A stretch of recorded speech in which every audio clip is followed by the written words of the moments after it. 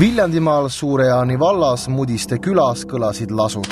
Õhtuhämaruses kohtus seni veel tundmatu isik elu hammasrataste vahele jäänud 2 õnnetu hingega. Millegipärast otsustas Jõhkard lähenevaid jõule tapatööga tähistada. Ta lähenes ettevaatlikult paha aimamatutele ohvritele ja kõnetas neid sõbralikult. Seejärel võttis ta hõlma alt püssi ja suunas toru hirmust tardunutele näkku. Habrast vaikust lõhestasid kärgatused ja lumisele põllule jäid lebama 2 kodutu valust tõmblevad kehad. Umbes selliste sõnadega võiks hakata pihta üks lugu, kui tegemist oleks inimese mõrvaga. Õnneks Mulgimaal seekord inimese verd ei valatud, vaid püssitoru ette jäi 2 hüljatud koera.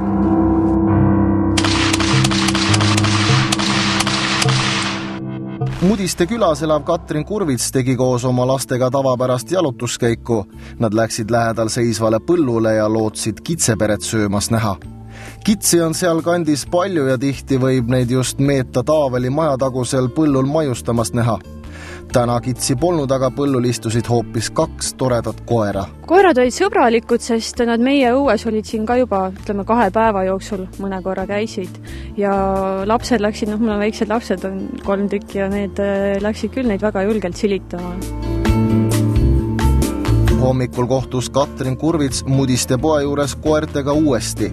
Penid polnud koju läinud ja nuiasid inimestelt süüa. Alles nüüd taipas Katrin, et koerad on hüljatud. Koerte ja kasside kohaliku poe juurde jätmine on seal kandis tavaline asi ja pea iga külaelanik on mõne hüljatud loomaga kokku puutunud. Meie lähedal, kus me lastega käime jalutamas, on auto tagurdamise ümberkeeramise jäljed ja kohalikud sellise tühja koha peal lihtsalt ei keera autot ringi. Ja sealt need jalajäljed algasid ka, et natukene tegime lastega sellist detektiivi tööd. Juulad olid auto pealt ikka maha visatud, teine oli elekollane väike ja teine oli suurem. Katrin hakkas otsima koerte peremeest. Esimesel päeval ma varjupaika kohe ei teatanud ja kahjuks oli minu viga, ma pidanud seda kohe tegema. Mõtlesin panna poodi kuulutuse üles, aga kui ma läksin seda panema, siis need koerad olid kadunud ja esimene mõte oli muidugi, nad läksid oma koju tagasi. Aga kui nad siin ka järgmisel päeval olid, siis ma võtsin varjupaigaga ühendust. Paraku jõudis varjupaiga töötaja kohale liiga hilja. Keegi oli juba kutsad maha lasknud ja põllult võis näha vaid veretöö jälgi. Koeri polnud enam kuskil, aga veerada viitas, et ohvrid on vana sigala juurde lohistatud. Lihtsalt väga õõvastav vaatepilt oli. Ja kurb on mõelda, et kui sa neid paar tundi tagasi näed elusa ja rõõmsana siin ringi tormlamas ja siis paari tunni pärast neid lihtsalt enam ei ole. Lastele ei ole julgenud rääkida, sest nad ei saanud juba sellest aru, kuidas keegi saab oma loomad niimoodi maha jätta. Nüüd kutsuti kohale ka politsei. Sügavast vett täis august saadi koeralaibad kätte alles päästeteenistuse abiga ja korjused saadeti Viljandisse ekspertiisi. Vähemalt väiksema koera vigastused polnud eluohtlikud ja tema suri arvatavasti hoopis piinarikkalt uppumissurma. Veterinaarid tegid röntgeni ja leidsid siis, et ühel koeral on kaelhaavleid täis ja teisel on terve peahaavleid täis. Veterinaar arvas, et kas nad on surnud siis šoki tagajärjel või on uppunud.